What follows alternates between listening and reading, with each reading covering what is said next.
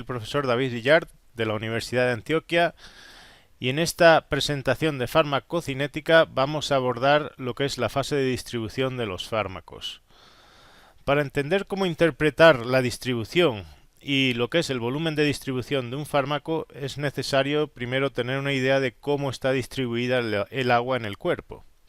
Decimos que el 60% del peso corporal es agua y esta la podemos dividir entre el intracelular, que sería el sitio donde más agua hay en el cuerpo, con un 40%, seguido por el intersticial, con un 16%, y el plasma, con un 4%. Si sumamos el agua intersticial y el plasma, nos daría un 20%, que es el volumen que hay fuera de las células.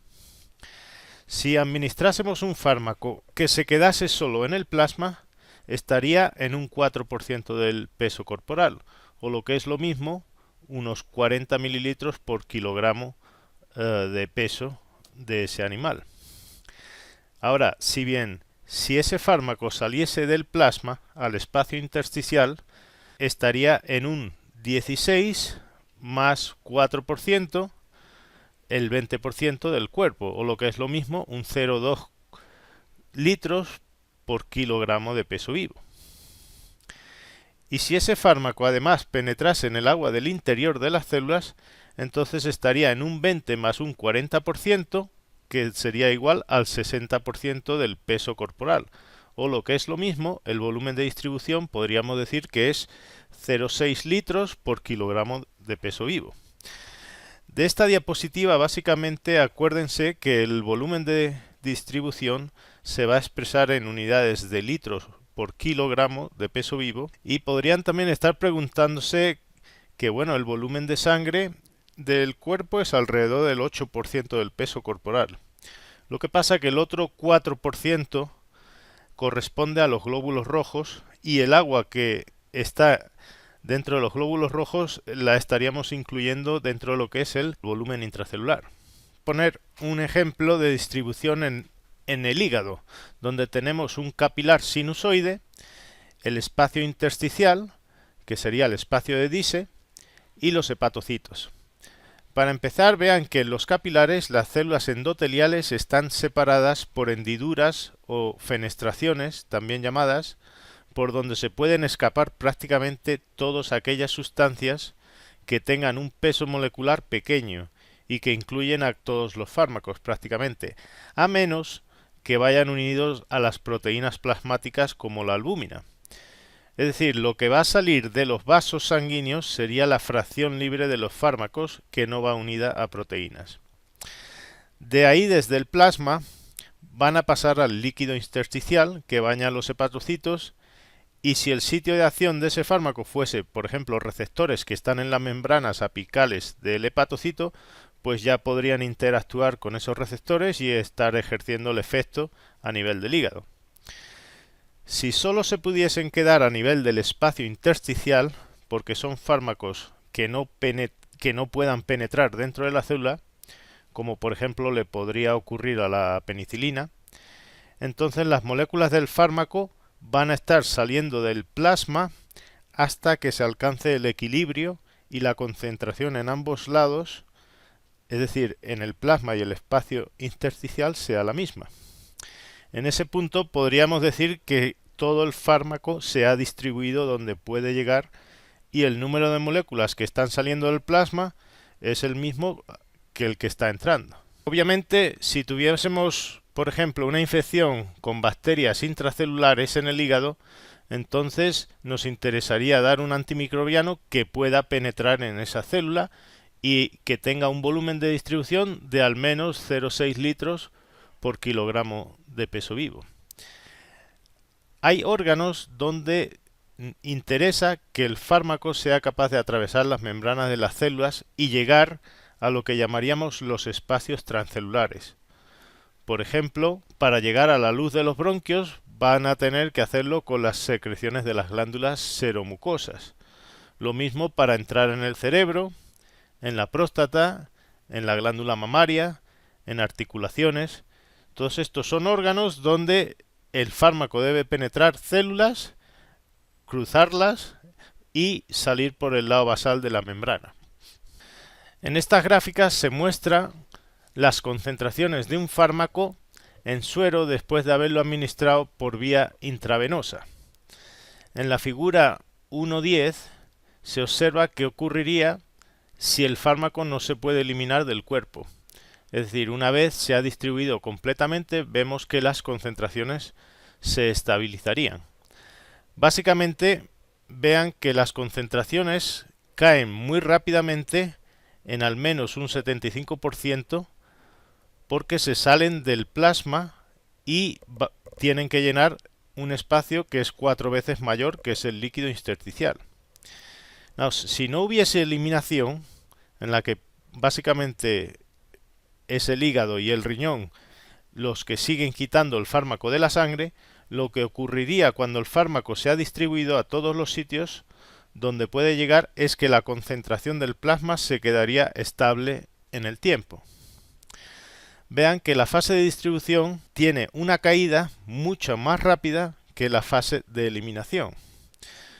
Para hacer los cálculos matemáticos que nos van a permitir calcular el volumen de distribución, vamos a expresar la escala de concentraciones en una forma logarítmica. Y cuando hacemos eso, vemos que lo que antes era una curva, ahora se nos está convirtiendo en dos rectas. La primera, que es más pendiente, sería la de la fase de distribución, y la segunda, que es más planita, sería la fase de eliminación. En el punto donde se van a cortar las dos rectas, podemos decir que se ha distribuido todo el fármaco. El volumen de distribución básicamente se va a calcular extrapolando la recta de la fase de eliminación hasta el eje de las X.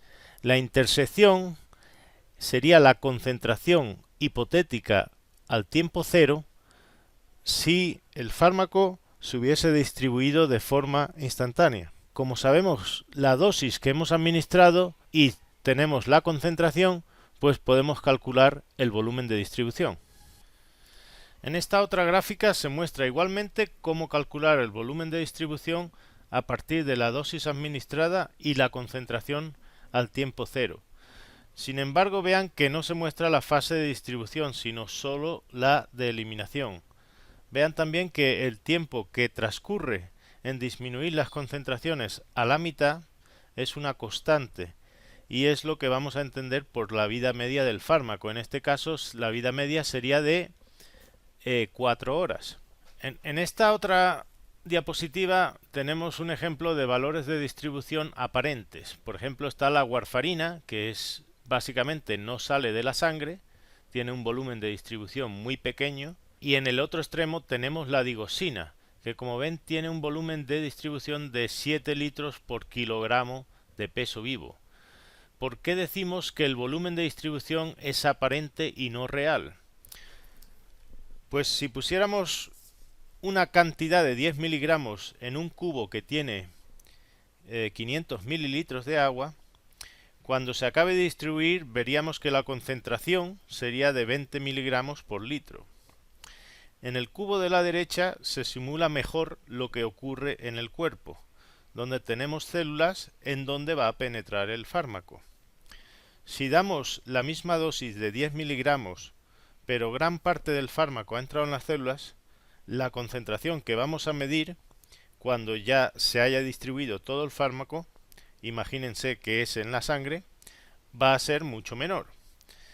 Si ahora calculamos el volumen de distribución a partir de la dosis de 10 miligramos y la concentración de 2 miligramos por litro, nos daría que el volumen de agua del cubo es de 5.000 mililitros, cuando en realidad vemos que solo tenemos 500 mililitros. Podríamos decir que cuanto menos sea la concentración en sangre, significa que mayor va a ser el volumen de distribución, es decir, más fármaco se ha ido de la sangre hacia los tejidos. Si entendemos más o menos lo que es el volumen de distribución, podemos ver que fármacos que tienen alta solubilidad en agua, por lo general van a tener volúmenes de distribución pequeños y mantienen altas concentraciones en sangre. Por contra, los fármacos que son muy liposolubles suelen tener volúmenes de distribución sangre y mantienen concentraciones bajas en el plasma, es decir, no les gusta estar en la sangre. Con respecto a la unión a las proteínas, acuérdense que es un factor importante a la hora de la distribución de los fármacos. Solo es la fracción libre la que es capaz de difundir fuera del sistema vascular para ejercer su efecto y o metabolizarse y excretarse. Los fármacos acídicos se unen a la albúmina. Ejemplos son los barbitúricos, la penicilina, salicilatos, sulfonamidas, tetraciclinas, warfarinas, mientras que los fármacos que son básicos suelen unirse a una glicoproteína, como por ejemplo la tirosina, los glucocorticoides. Ambas son proteínas constituyentes normales de la sangre. La dosis de los fármacos con alta unión a proteínas debería reducirse en animales que tengan enfermedad hepática y por tanto pues no puedan producir albúmina, o por ejemplo los que pierdan proteínas por tener una enteropatía o una nefropatía en la que también se pierden proteínas, en cualquier condición que haya menos proteínas en sangre o se altere la capacidad de unión a las mismas. Acuérdense que la unión a las proteínas es un fenómeno reversible, no irreversible, es decir, que está en constante equilibrio la fracción libre con la fracción ligada a las proteínas. La unión a proteínas también puede dar lugar a interacciones entre fármacos. Si dos fármacos están compitiendo por unirse al mismo sitio, uno podría desplazar al otro y aumentar la fracción libre farmacológicamente activa. Ejemplos son la fenilbutazona y la warfarina, que compiten por unirse las dos a la albúmina. No obstante, el grado de unión a las proteínas solo tiene relevancia clínica cuando más del 90% del total va a ir unida a las proteínas. En el equilibrio existe una concentración relativa de fracción libre y unida. A medida que la fracción libre sale de la sangre, por gradiente de concentración, un número equivalente se disocia de las proteínas. El cerebro restringe mucho la entrada de sustancias extrañas al mismo y vamos a ver que eso limita mucho la distribución de muchos fármacos dentro del cerebro. Precisamente lo que existe es lo que se llama una barrera hematoencefálica. ¿En qué consiste esta barrera? Pues básicamente en este diagrama tenemos un capilar del cerebro donde ven que las células endoteliales están unidas muy estrechamente entre sí. No existen fenestraciones o espacios grandes como existían en los capilares de otros tejidos. Entonces, eso ya de por sí limita mucho la salida de fármacos al espacio intersticial del cerebro. Por otra parte, vean que hay pericitos y los pies de los astrocitos que también forman parte de la barrera hematoencefálica y que limitan la entrada a lo que serían las neuronas. Y por último tenemos unos transportadores que están en la membrana apical en las dos membranas. En realidad los que nos interesan serían los que están en la membrana apical del endotelio y que son lo que llaman multidrug resistant proteins o proteínas de resistencia múltiple a múltiples fármacos. Tenemos la ivermectina. La ivermectina puede atravesar las membranas, pero existen unos transportadores que ahí mismo la sacan de vuelta hacia la sangre. Vean que existen especies como por ejemplo los colis que son muy susceptibles a la ivermectina. Una dosis terapéutica de ivermectina pues puede matar a un coli y precisamente es por un defecto de estas glicoproteínas P que existen en la barrera hematoencefálica que no sacan la ivermectina y por tanto pues va a penetrar, va a intoxicar al coli y puede matarlo. Otros tejidos donde habría que hablar sobre la distribución sería la placenta. La mayoría de los fármacos entran por difusión simple y podemos decir que prácticamente la mayoría de los fármacos que se van a administrar a la madre van a llegar al feto. Otras barreras de distribución serían la próstata, los testículos, el globo ocular. Ahí existen las mismas limitaciones que existen para el cerebro para entrar muchos fármacos, y en condiciones fisiológicas la mayoría de los fármacos tienen dificultades para entrar en dichos compartimentos. Y por último, podemos citar que existen fármacos donde la redistribución juega un papel bastante importante. La distribución de fármacos desde el sitio de acción a otros tejidos puede terminar rápidamente con la respuesta de ese fármaco, como ya veremos para el caso del tiopental y el fentanilo. En resumen, podríamos decir que el volumen de distribución se emplea para describir los sitios a donde puede llegar el fármaco, que el volumen de distribución aparente no es un volumen fisiológico real, no puede ser menor que el que ocupa la sangre en el cuerpo, pero sí puede ser mayor que el volumen total del cuerpo, y que es un valor matemático que relaciona la cantidad del fármaco en el cuerpo y la concentración en un compartimento concreto, que suele ser el plasma.